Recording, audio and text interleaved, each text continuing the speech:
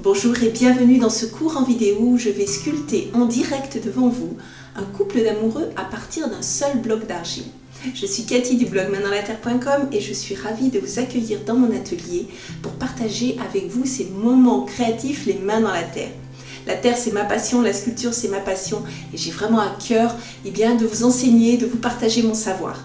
Alors, si vous voulez aller plus loin avec moi, vous pouvez recevoir mon livre que je vous offre avec grand plaisir, Réussir ma première sculpture facilement. Pour le recevoir dans votre boîte de réception, il suffit de cliquer sur le lien qui s'affiche et vous l'avez immédiatement. Alors, c'est parti maintenant pour ce cours de couple d'amoureux. En modelage, il y a de nombreuses façons d'aborder un projet. Vous pouvez le faire par une succession d'assemblages de morceaux d'argile et monter petit à petit votre pièce, ou bien utiliser des colombins ou différentes plaques comme je le propose dans ma formation sur les bases d'une sculpture. Dans ce cours, je vais partir d'un bloc d'argile et imaginer en faire un couple d'amoureux dans une forme plutôt stylisée. Comme toujours en sculpture, il faut partir de formes simples. Ici, il s'agit d'une pure création. J'ai une vague idée de ce que je souhaite modeler, mais c'est encore assez flou. Je laisse la terre me guider. J'ai formé un bloc d'argile d'environ 30 cm de hauteur et de 10 cm d'épaisseur. On va dire que c'est presque un carré. Avec une forme de cône sur le haut. Voilà, c'est une forme très simple, très basique. Avec mon tasseau, j'accentue l'effet du cône en tapotant parce que il va y avoir la position de la tête et des épaules, mais je vais vous montrer tout ça. Ensuite, je forme deux têtes, puisque ça va être un couple d'amoureux, afin de commencer à visualiser l'apparition du couple. Alors c'est vraiment très basique, hein. Pour l'instant, on va voir ensemble où ça va nous mener. Puis comme je le ferai avec un dessin, je fais une ébauche avec mon pic en bois. Ces simples traits me permettent de voir où je vais commencer à creuser. Ensuite, je prends une mirette et j'évide les creux, là où j'ai passé donc les traits. J'imagine où sont les creux et les bosses, c'est-à-dire ce que je vais enlever et ce que je vais garder.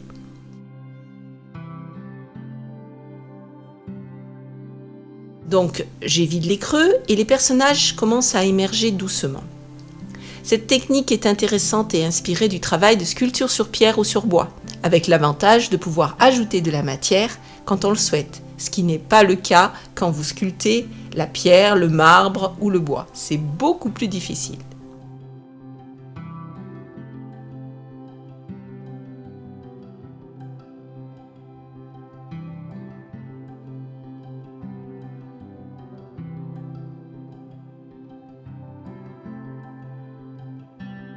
Alors c'est un vrai travail de lâcher prise car pour l'instant je ne sais pas du tout comment ça va s'articuler, mais je fais confiance à la terre.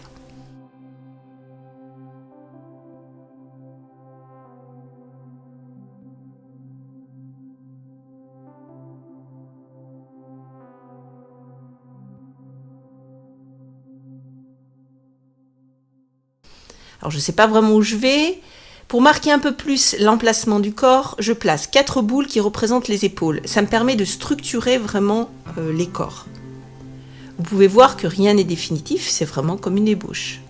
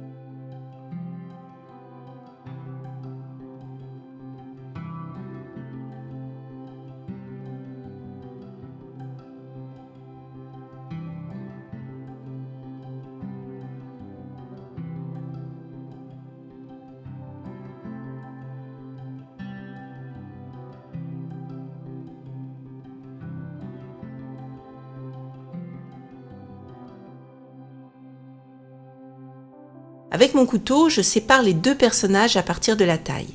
Ça me permet déjà de bien visualiser qu'il va y avoir deux corps.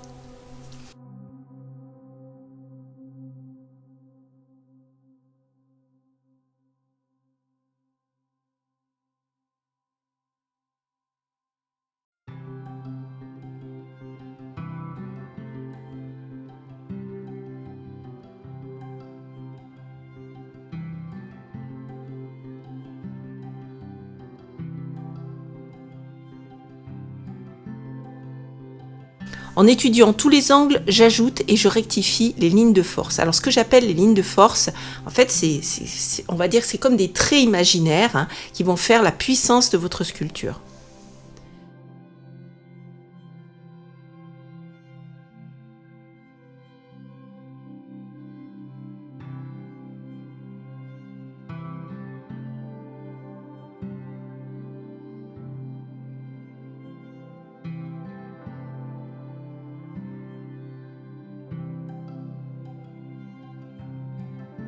Comme cette sculpture va être dans une forme stylisée, les lignes doivent être justes et esthétiques. Contrairement à une sculpture où il y a beaucoup de détails, les lignes comme ça, pures, les formes stylisées, quelquefois ça peut être un peu plus compliqué parce qu'il faut justement qu'elles soient parfaites, qu'elles soient bien alignées.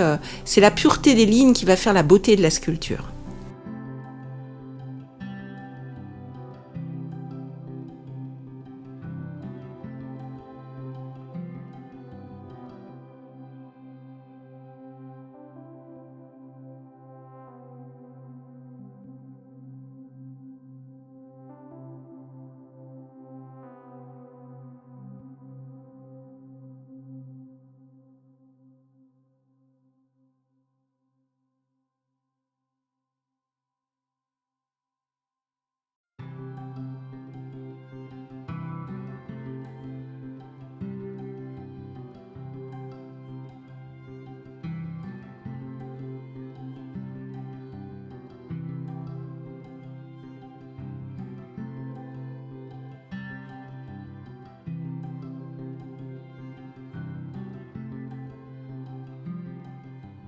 Avec la gradine, je continue de rectifier et corriger les volumes.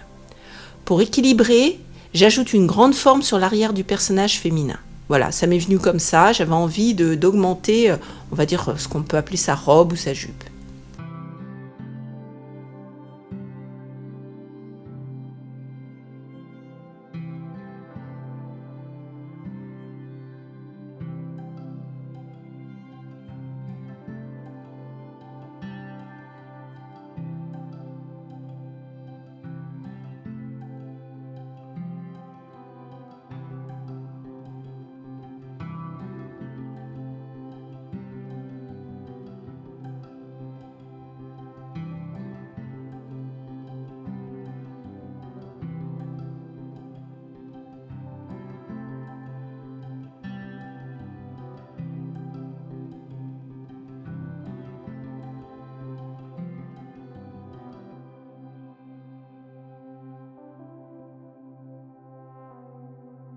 J'ajoute encore de la matière et j'affine le haut du personnage masculin. J'augmente l'espace pour donner plus de puissance à la sculpture.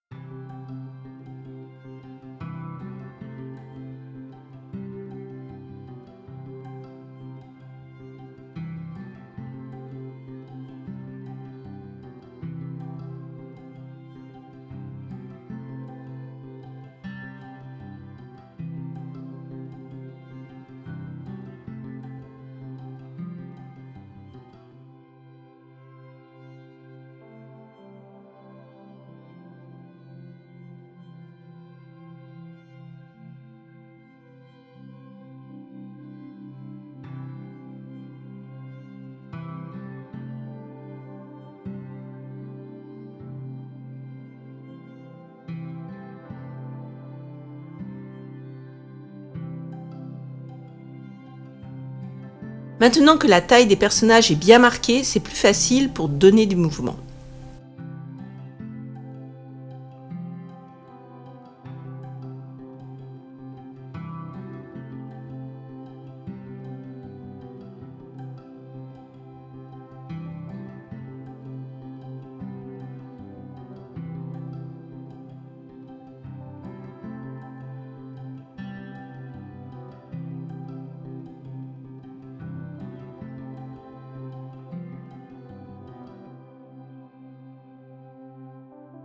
Je vois à peu près comment vont se placer les bras. D'un côté, ils sont repliés et de l'autre, les bras sont tendus.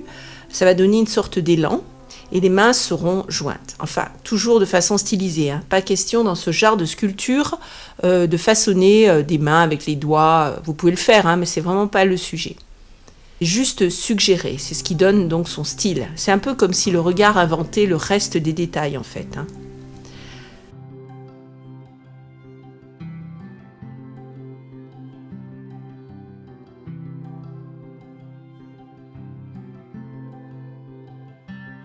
Pour l'homme, je choisis de faire apparaître les deux jambes.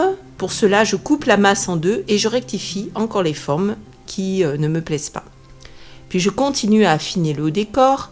Ce qui est intéressant avec ce genre d'exercice, c'est que vous vous approchez d'un travail académique. Si vous débutez, cela vous familiarise avec le corps humain et toute sa complexité. Mais en même temps, vous n'entrez pas dans les détails, ni des muscles, voilà. C'est juste suggérer, la rondeur des épaules, le côté pointu des coudes, enfin, voilà, tout ça, c'est un travail normalement qui est réservé, donc, on va dire, à l'académie, c'est-à-dire à la réalisation d'un corps dans les règles de l'art, mais ici, on est juste dans la suggestion.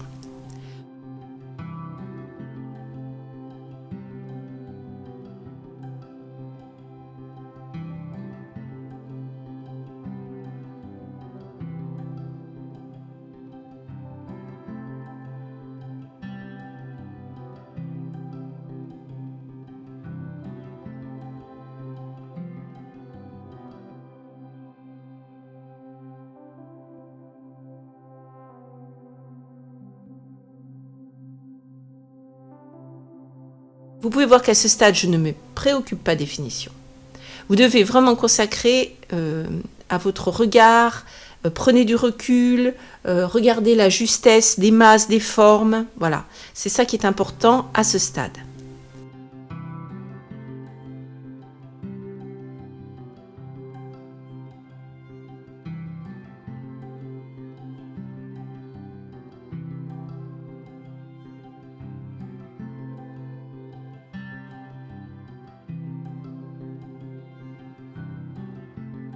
J'ajoute de temps en temps les têtes pour avoir une vision globale, puis je continue le modelage.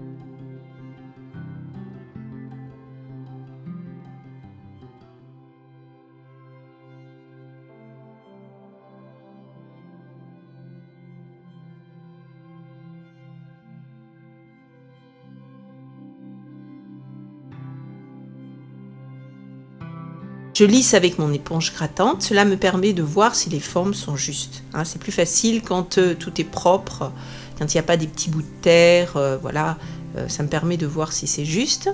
Je continue en faisant ressortir les bras allongés, je n'hésite pas à creuser en profondeur, puis j'aligne le tout avec la gradine. C'est vraiment un de mes outils préférés. Il a le pouvoir d'enlever un peu de matière en surface et de la restituer de façon régulière. C'est un peu comme le râteau pour égaliser la terre d'un jardin. Et puis il évite le défaut qu'ont souvent les débutants, je suis passée par là, je l'ai fait aussi, de vouloir absolument lisser votre sculpture. Alors que vous devez vous focaliser, comme je le disais plus haut, sur les formes et les masses. Les finitions, ça viendra plus tard.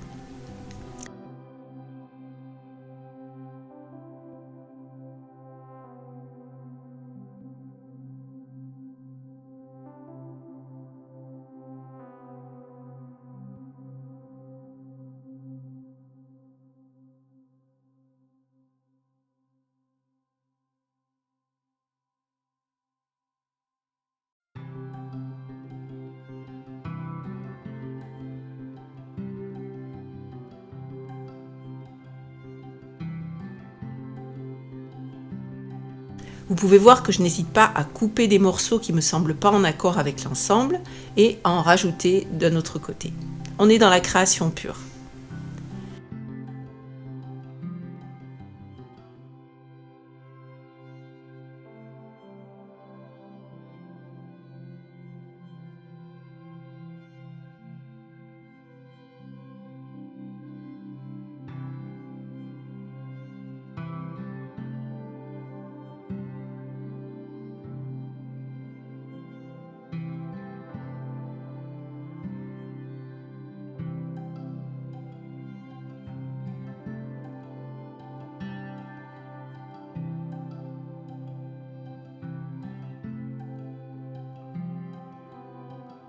Petit à petit, le mouvement devient intéressant et les corps dansent et se renvoient de l'énergie. C'est vraiment ce que je voulais faire apparaître.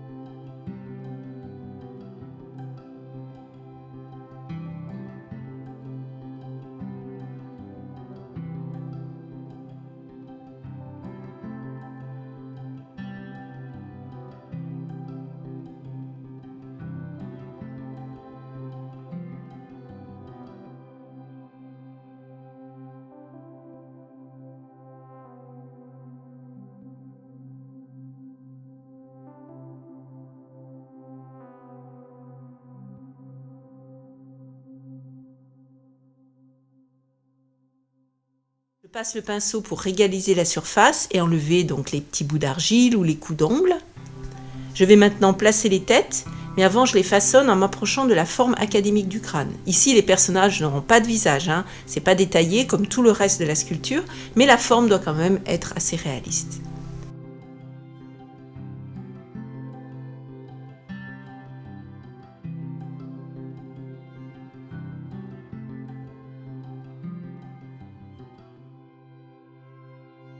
Je colle d'abord la tête du personnage masculin.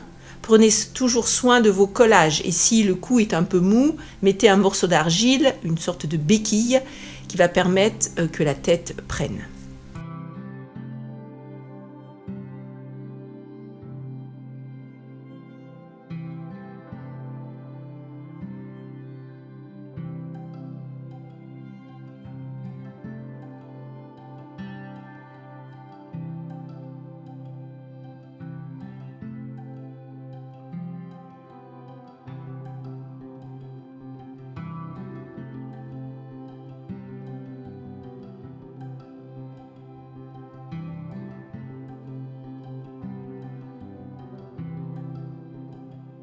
Ensuite, je place les deux têtes joue contre joue. Vous pouvez aussi imaginer qu'ils s'embrassent ou que le personnage féminin a la tête posée sur la poitrine de l'homme. Enfin, à vous de laisser parler votre imaginaire.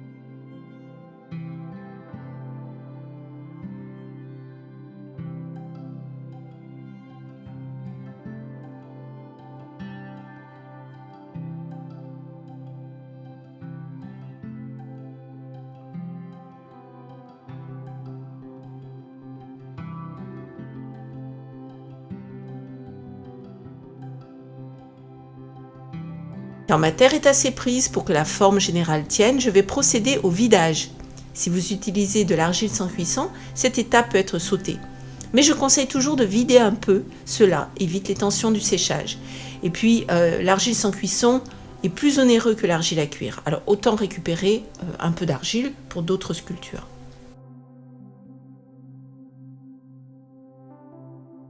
Avec ma mirette, j'enlève de la matière de façon à laisser une épaisseur régulière d'environ 1 cm. Mais au fait, savez-vous pourquoi il faut vider vos œuvres?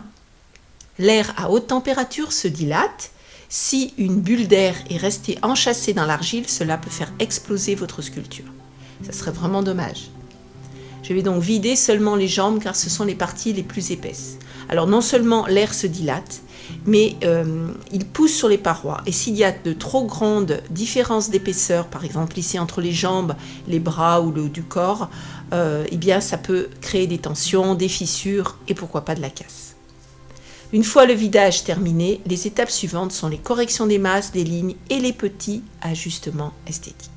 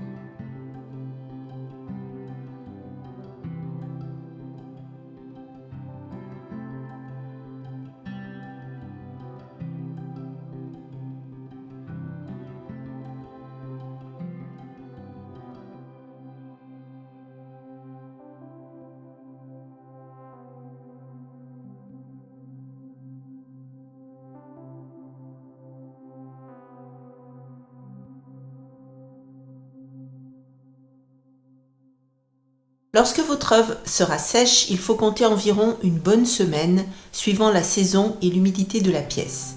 Pour un séchage sans souci, commencez à mettre votre sculpture sous plastique 2 ou 3 jours, en le soulevant un peu, puis laissez-la à l'air libre. Quand elle est bien sèche, prenez une éponge grattante et du papier de verre fin pour la poncer.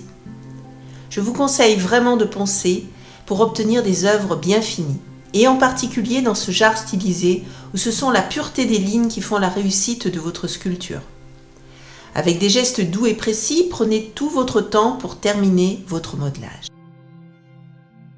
Si vous avez utilisé de l'argile sans cuisson, prenez du papier de verre, l'éponge ne suffira pas. En effet, cette argile contient un durcisseur, généralement de la résine, qui permet justement de maintenir la pièce dans le temps en évitant qu'elle s'effrite. Vous pouvez retrouver mes vidéos et articles sur le sujet de l'argile sans cuisson sur mon blog. Ce médium est très intéressant si vous n'avez pas la possibilité de cuire vos sculptures ou si vous voulez tester quelques objets juste pour voir si la sculpture de l'argile vous plaît.